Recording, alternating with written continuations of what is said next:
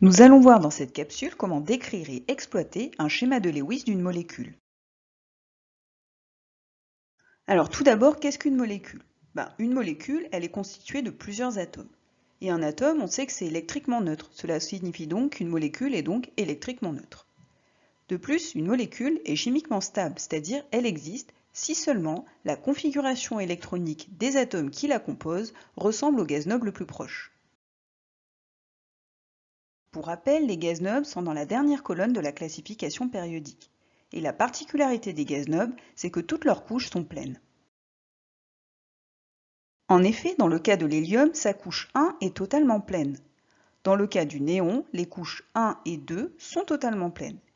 Alors que dans le cas de l'argon, ce sont les couches 1, 2, 3 qui sont pleines. Tu t'es peut-être déjà posé ces questions. On connaît quelques molécules comme H2O, CO2 ou O2. Et pourquoi pas HO ou encore C2O? On ne peut pas former n'importe quelle molécule. On va voir tout de suite pourquoi.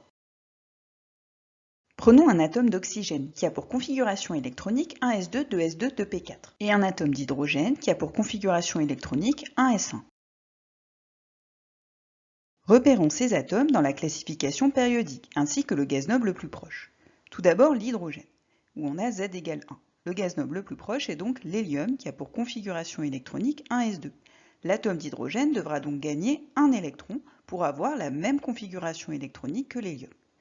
Pour l'oxygène, le gaz noble le plus proche est le néon, qui a pour configuration électronique 1s2, 2s2, 2p6. L'atome d'oxygène devra donc gagner 2 électrons pour ressembler à ce gaz noble.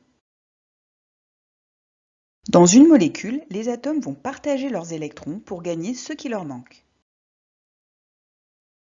En s'assemblant, ces deux atomes ont partagé chacun un électron. L'hydrogène a désormais la configuration électronique 1s2. Il est donc stable, car il ressemble à l'hélium qui était le gaz noble le plus proche. Pour l'oxygène, comme il a gagné un électron grâce à l'hydrogène, sa configuration électronique est donc maintenant 1s2, 2s2, 2p5. Il n'est pas stable, car il ne ressemble pas encore au gaz noble le plus proche. Cela signifie que cette molécule n'existe pas. Si maintenant un deuxième atome d'hydrogène vient s'associer à notre oxygène, alors à ce moment-là, notre oxygène a pour configuration électronique 1s2, 2s2, 2p6.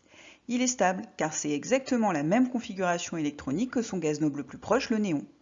En ce qui concerne l'hydrogène, l'oxygène a partagé un électron avec lui, il sera également stable, sa configuration électronique sera 1s2 comme celle de l'hélium. Cette molécule existe donc, et c'est la molécule d'eau. Revenons maintenant à l'objet principal de cette capsule, à savoir le schéma de Lewis. Dans un schéma de Lewis, on ne représente pas tous les électrons, mais seulement les électrons de valence par des doublés. Voyons combien d'électrons de valence ont nos gaz nobles. Pour rappel, les électrons de valence sont les électrons qui sont présents sur la dernière couche. Dans le cas de l'hélium, la dernière couche est 1, il y a donc 2 électrons de valence. Dans le néon, la dernière couche est 2, il y a 8 électrons de valence, et dans l'argon, on a également 8 électrons de valence. Cela signifie que chaque atome présent dans une molécule aura toujours 2 ou 8 électrons de valence autour de lui. Si maintenant on reprend notre molécule d'eau, représentée par un atome d'oxygène et 2 atomes d'hydrogène, on remarque que l'oxygène partage certains électrons de valence, mais pas tous.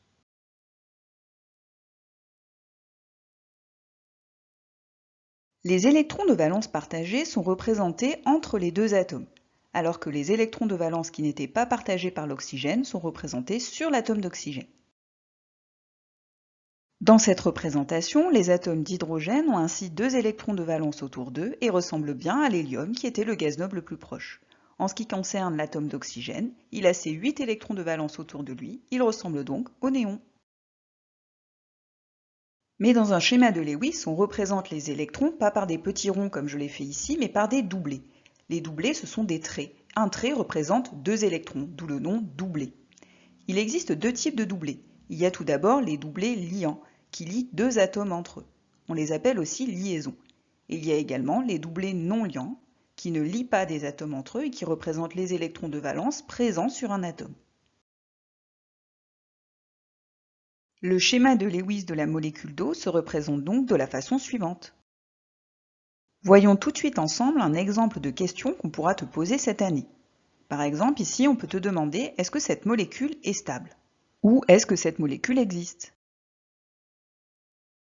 Pour répondre à cette question, tu dois vérifier que chaque atome présent dans la molécule a 2 ou 8 électrons de valence autour de lui.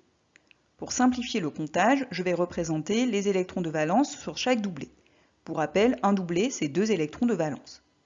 Si je commence par les hydrogènes à gauche, je vois que tous les hydrogènes ont bien leurs 2 électrons de valence autour d'eux, donc tout va bien. Pour le carbone à gauche, il a ses 8 électrons de valence autour de lui. Le carbone central, il en a 8, tout va bien. L'oxygène, il en a également 8. Et les hydrogènes à droite ont bien leurs 2 électrons de valence autour d'eux. Par contre, pour le carbone à droite, je vois qu'il a 6 électrons de valence.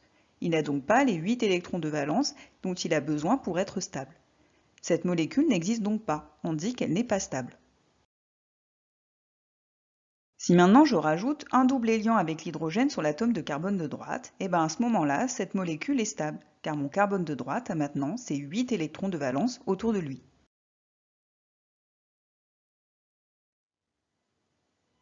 Pour t'entraîner encore, je te conseille de faire ce test. Tu trouveras le lien dans le descriptif de la vidéo.